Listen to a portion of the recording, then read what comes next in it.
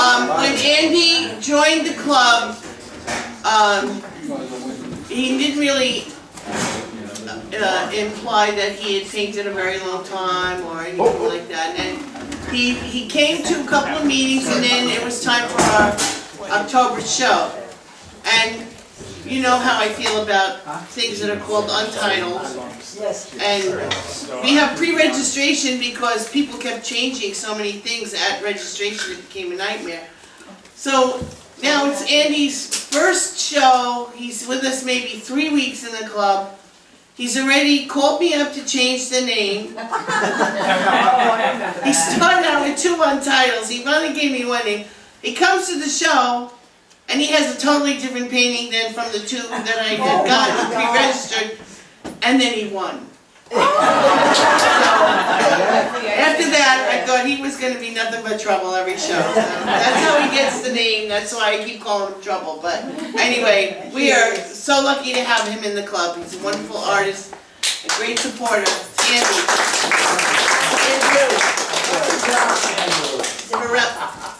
Perello. My name is Andy Perello. There you go. Some people call me Andy. Some people call me all kinds of things. Right? I've always been fascinated with the idea of that most artists are influenced by great artists. And sometimes it shows in their work. Most of the time it does. And I'd like to talk about the people that influenced me. Okay? When I was a child, I was placed in a military school. My mother didn't like what I was doing in the streets.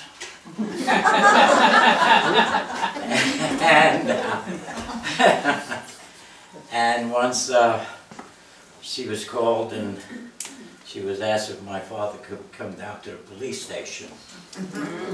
Well, within 3 months I was in military school. Right? Did it help? I always liked to draw as a child. And one of my pet peeves were that in school, public school, and even military school, we had no art teachers. And so while I was in military school, I complained to my father that the school did not have any art teachers, and I wanted to learn how to draw. Right? And when I was 9 years of age, he brought me this book when I was on my birthday, and many of you old-timers could probably relate to this. Andrew Loomis. This was the hottest book of its time because all of the books were more classical in teaching anatomy. And Andrew Loomis was an illustrator, and he created this book. Well, you could just imagine a 9-year-old walking through the holy walls of this military school with this book, this cover. You were still naughty. All right? Your mommy didn't know that though. And I could hear the nuns saying, "Get the cross." So crucify this guy. All right? And I calmed him down when I told him that my father wanted me to have or learn how to draw, and there was no one in the school to teach me. You know, I love this book. I've had this book for 50 some odd years. You want to pass it down?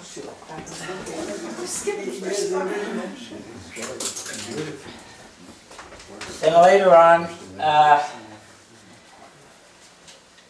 I was fascinated with, of course, Norman Rockwell, and who wasn't? He was beloved by everyone in the United States, right? JFK, wow. And This was during a period where illustrators were king. Yes. But you were not More people had reproductions of illustrators than they had fine arts. Yeah. Right? And I couldn't wait for Collier's magazines to come out to see what he had produced that particular week. Then later on, when I reached puberty, this is my man, John Whitcomb. Yes. He specialized in glamorous women. Right? And I loved his stuff at the time. And mind you, I was only around 13 years of age. So you were farsighted. You were able to see that. Later on, when I became a teenager, right, to me, the greatest painter of all time was Frank Frazetta. Oh, Frank Frazetta. Now, Frank Frazetta Oh my God. was an illustrator for science fiction books. And again, we couldn't wait every month to see what he was going to produce. And the reason I thought he was so fabulous was that he created images that we had never seen before, from worlds that we knew nothing about. You know? So anyway, it came time for me to go to high school, and in New York City they had terrific high schools for art. Many of you have gone to them. Unfortunately, my father was against it, and he would not let me go to an art school. He wanted me to go to a business school. Well, the ironic part about it was that my father was an artist. He was old school. He would never leave me or next to him while he was painting, for fear that I would knock something down, smear something. So he never taught me anything about art, and he always depended on somebody else teaching me. But when it came to high school, he insisted that I should not go to high school. He was just coming out of depression, and to him, all artists were starving to death. It wasn't true, right? But that's the way he felt. And so I went to business school. I hated it to a point where I gave it up, joined the service, and then after the service I was able to get a very fortunate job, and I got married, had a mortgage, 3 children, all girls, which means you have to spend a lot of money. Was it in business then, right through? But when I reached 33 years of age, I had to get it out of my system. I had to go to school. So I enrolled in Farmingdale, in a course they called advertising art. I was very fortunate to go there at night, because as opposed to the daytime, in daytime they had professional teachers. At nighttime, we had working artists. Oh, nice. Problem was that these working artists didn't know anything about child psychology, not that we were children, but there were some young people there. And these were hard-bitten guys suffering from ulcers, right? Because their job consisted of timing. Everything was timing. Get it out, you know. The new issue is coming out, and it has to be done perfectly and on time. That's perfect. And I learned more through them through fear than anything else. every class that I went into, we'd have as many as 20 some odd people. By the time we get finished, we'd have around 9. They were tough. One particular instructor that we had was the instructor that culminated everything that we had learned in the past several years. Okay? And I think his subject was advertising art. And he was a little guy, mean as hell, and he had cuts all over his fingers from razor blades because of doing cutting, you know. And he was a no-nonsense guy. And what he was teaching us was how to do ads for magazines. And it had to be within a certain dimensions. We each had a piker ruler, and so did he.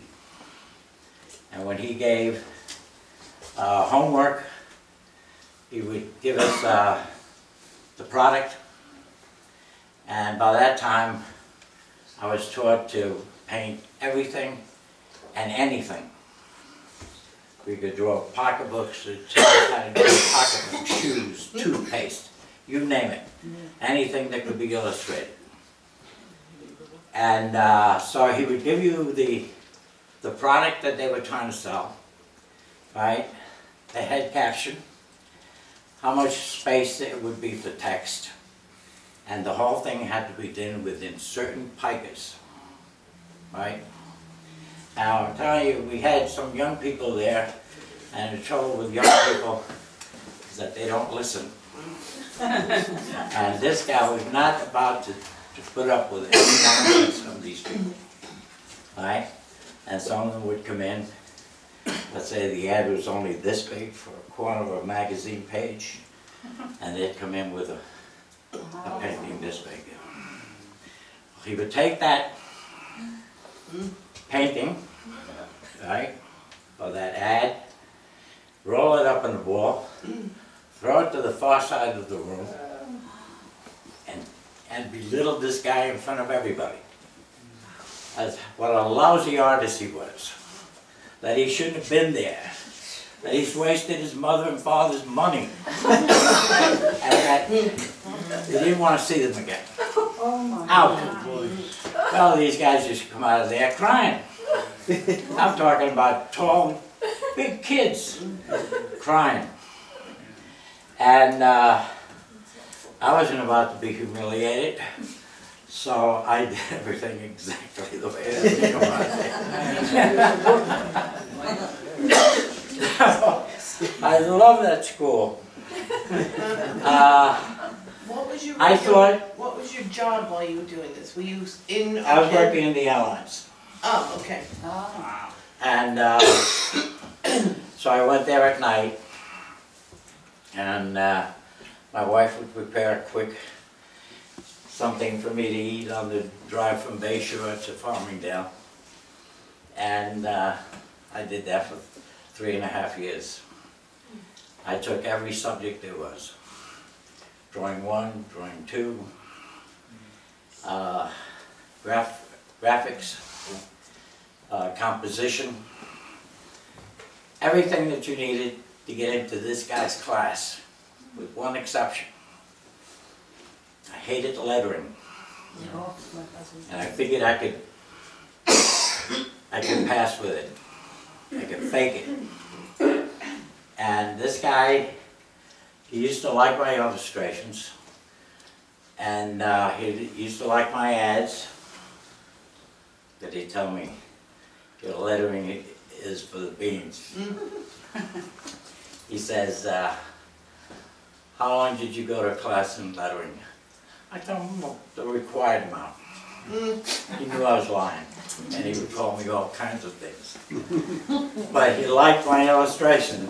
That I was able to pass with it, you know.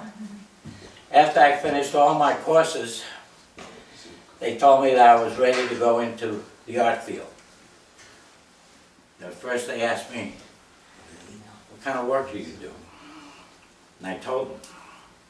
And they said, for God's sake, don't leave your day job. You know? First, you're 33 years of age. The apprenticeship is long.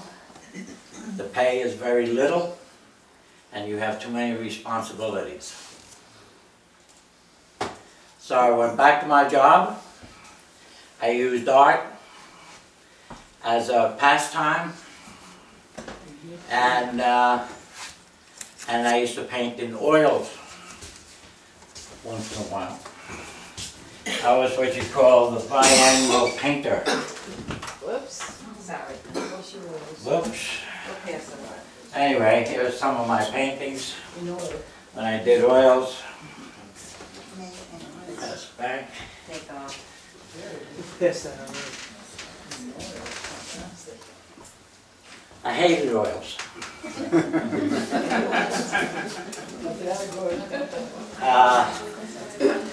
And I always painted very large pictures. That's why I can't bring them here. The majority of all my paintings hang in my daughter's houses. All their houses are decorated with all my works. I'm also a big throwawayer, you know. I don't like clutter, so I throw away more than I keep. And what I Could keep... you let us know where?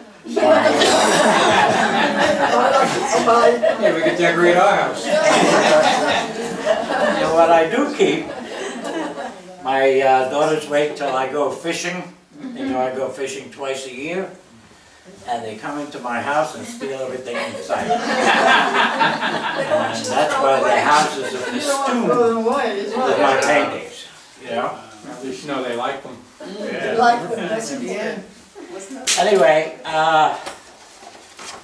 8 years ago, or 7 years ago, when I first came here, I had just gone through a terrible time, which left me almost paralyzed mentally and physically for almost a year.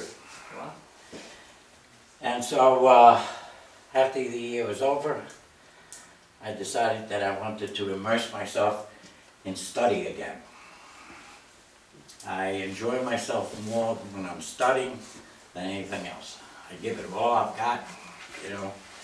And so I was originally thinking about taking music. I love music. So I figured, wow, this is a great time to learn an instrument. Of course, I was 73 years old, and woodwind instruments was not going to do it for me. Especially after smoking for 60 years. String instruments were not going to do it either, because I have arthritis. So the only thing that was left was a percussion instrument. Well, I played drums when I was in military school. And one of my biggest heroes, or the coolest guy I ever met, was Cal Jader. He was a xylophone player. And I used to love that sound. And I figured, that's a good instrument to go to and learn how to play that instrument. Problem is that that instrument is this big and this big, and it weighs a ton. You can't take it with you to entertain friends, right? And so I said, okay, that's out. So I decided to go back to art and take up the medium that I was most afraid of. And that was watercolor, the wet-on-wet technique. I figured that in a period of a year and 100 paintings, I should get it down. Well, I was painting for a year, and I belonged to 5 clubs at the time, one for every day of the week. And so at the end of the year, I would produce 250 paintings. Wow. of which 75% of them I threw away. Right? But it was a learning experience. The one that influenced me most in that period was the American classic painter, Charles Reed. Oh, yes.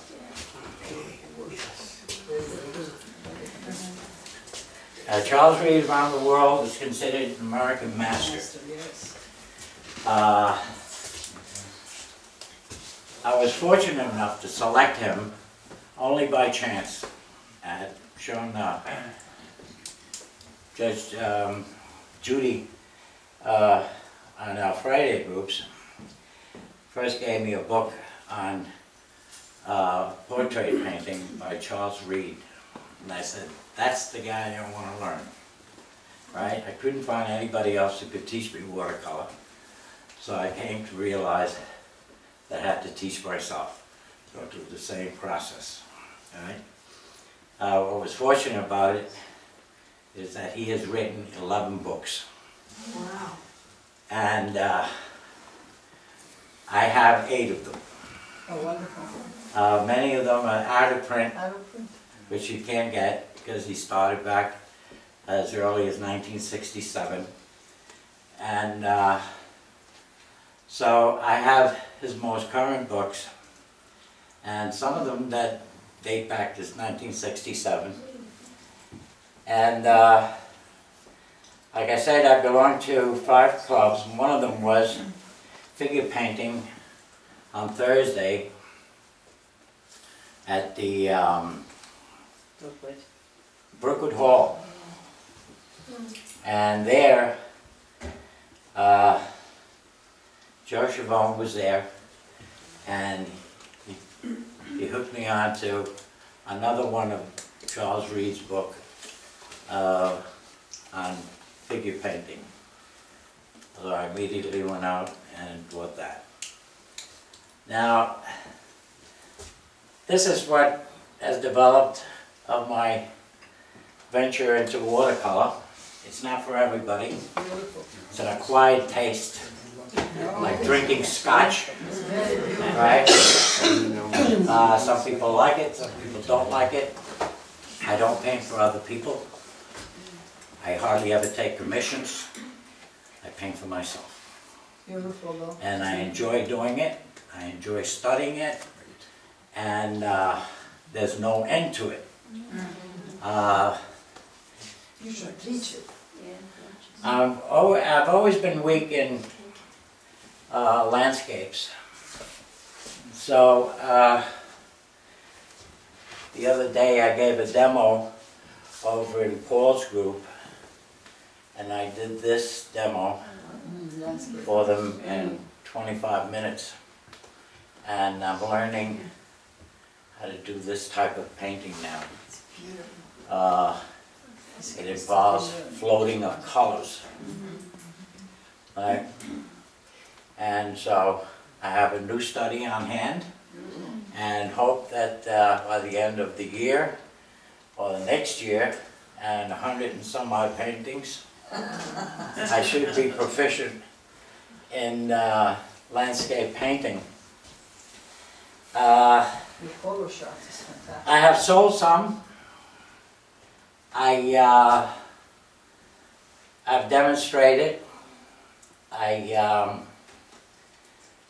go to, there aren't too many competitions that I enter, with the exception of this one. The wet paints competition twice a year.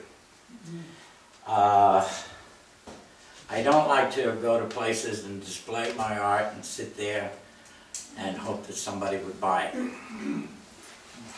Fortunately, money is not a problem with me. So I'm not out to sell paintings.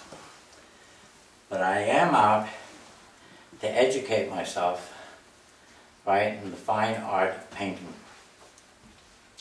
And so I study and study hard, right, and once in a while it's somebody who likes my painting and they buy it. Fine. Every once in a while there's a place, let's say a library, has an opening for me to show the paintings.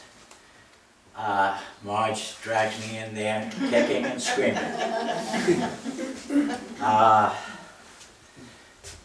met Marge 45 years ago at Judy Davidson's group, and she has changed my life. You know, I love this woman dearly. And what's great about it is that she's an artist and we collaborate. Now it's on film and you can't take it back.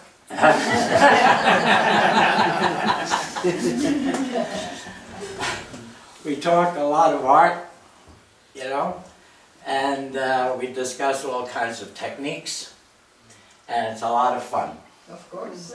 Every once in a while somebody gives me a compliment, and I enjoy that. Your polo shot is fantastic. Oh, that is one. Oh, The, that is as you can see, my illustration background shows up in this kind of work.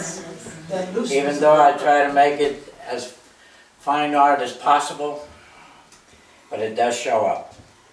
And I'm trying to get away from that. I'm trying to get away from that tightness, business of illustration and go into fine arts where you're painting the essence of things rather than the reality of things. And this is what makes it difficult for the type of training that I received, where everything was tight, everything was realistic. Yeah, but it's so... Because in those days, it was cheaper to hire an illustrator than to have photographic images for magazines. Yes. So in those days, all you had was illustrators. The best illustrators in the world came within the time that I was a young man, right? And I thought that illustration was the best art. Well, you could just imagine when I finally went into fine arts painting to find out that my heroes, right, Norman Rockwell, Frank Frazetta, Don Goodman, none of them are accepted in fine arts galleries. Yes, they were separating them. As a matter of fact, there are some galleries that if they find out that you have had illustration background or have been educated, they don't even want you. Yeah. So, I was shocked and dismayed. I like that term, don't you? Every politician that's in trouble always say, I'm shocked and dismayed. Well, that's what I was, shocked and so I had to learn a new way of painting. And this is the result. Like I said, every once in a while I get a compliment here and there. My mornings are spent doing sketches. It takes me an hour and a half to 2 hours to drink my coffee. And in that time, I draw. Now I draw in pen for accuracy. There's no erasers, right? Newspapers, magazines, you name it. I love doing sports.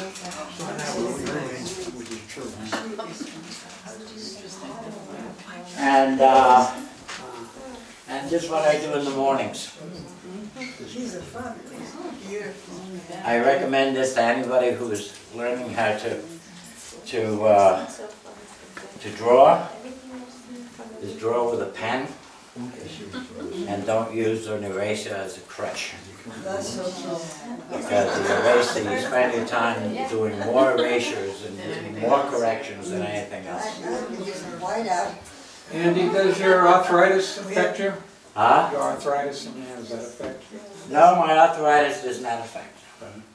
Neither does my trembling of my hands. This is a family thing. Everybody thinks I have palsy, right? Or that I'm too old.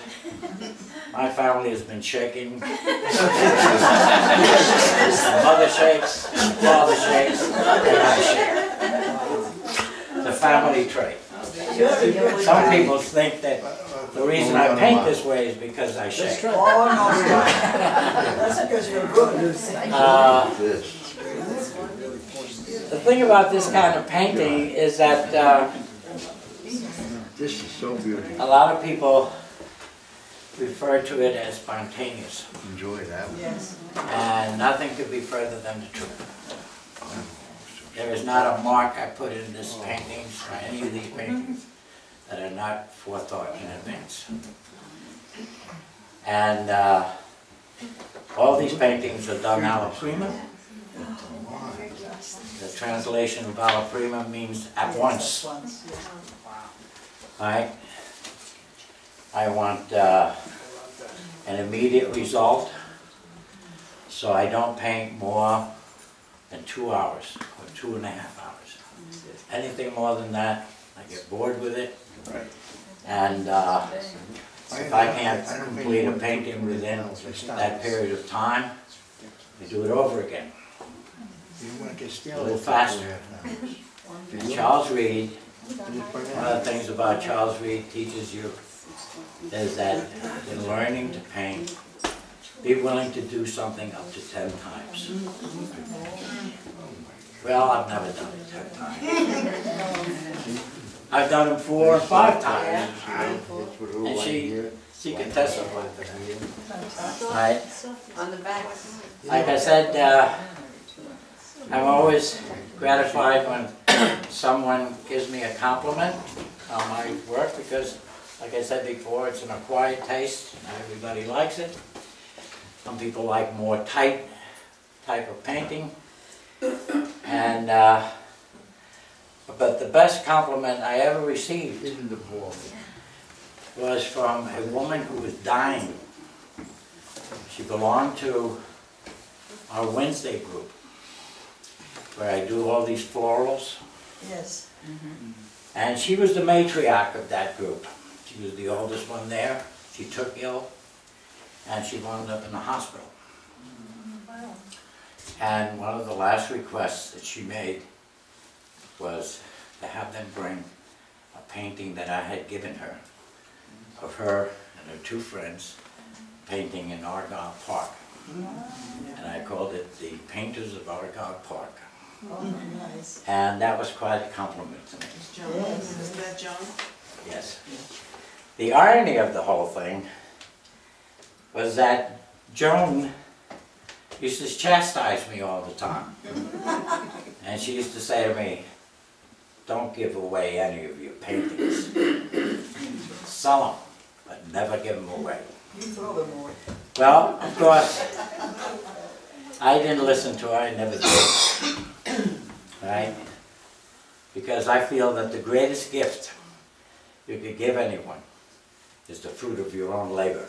Yes, yes. And so I was happy that I had given her that gift, Of course. right? Even against her objections. And that was the last picture she wanted to see. Amazing. Thank you.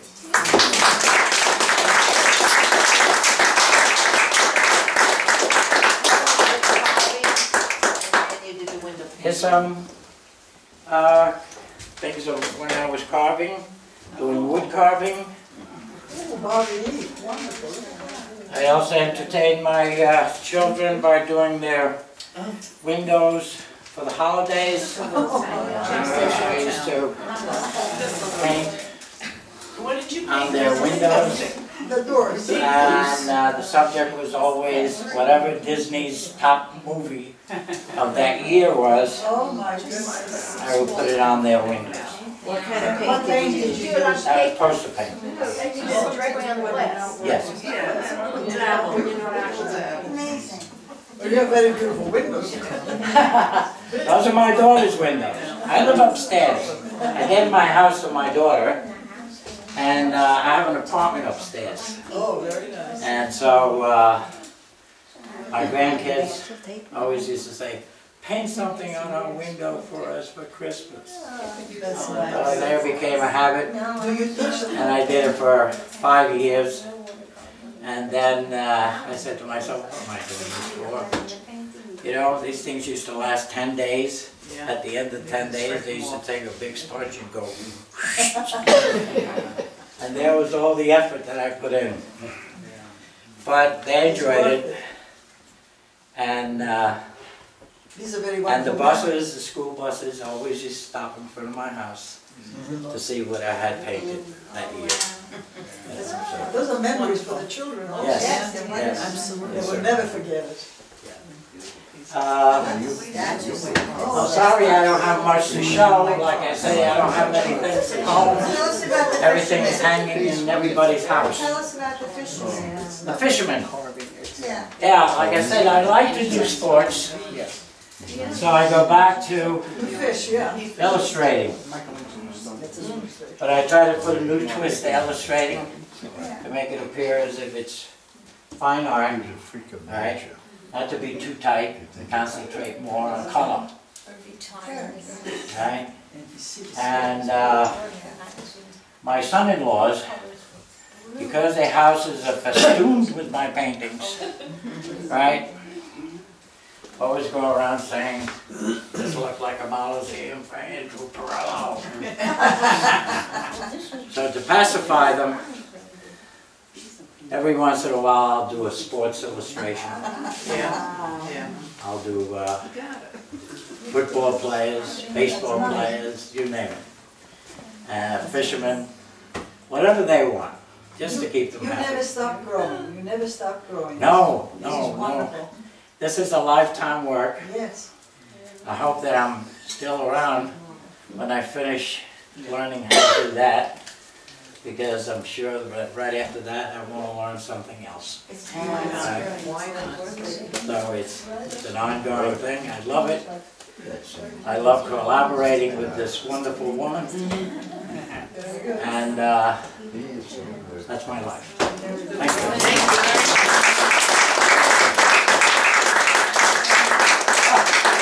Here's another one of Charles Reed's paintings. Let's see what else. This is a computerized, and I learned computers. The first thing I did was paint a picture on a computer. Oh, you made it on the computer? And this is a self-portrait, as you can tell by now. You made that on the computer? Yes. And Christmas cards following years after. What kind of a program did you use for that? It's just a photographic program. No, as a matter of fact, that one is a paint program. Yeah? Got a name on it? Just says paint. Paint? That's cute. It's wonderful. And you draw it with a mouse. And drawing with a mouse is like drawing with your foot. That's fun. Yeah.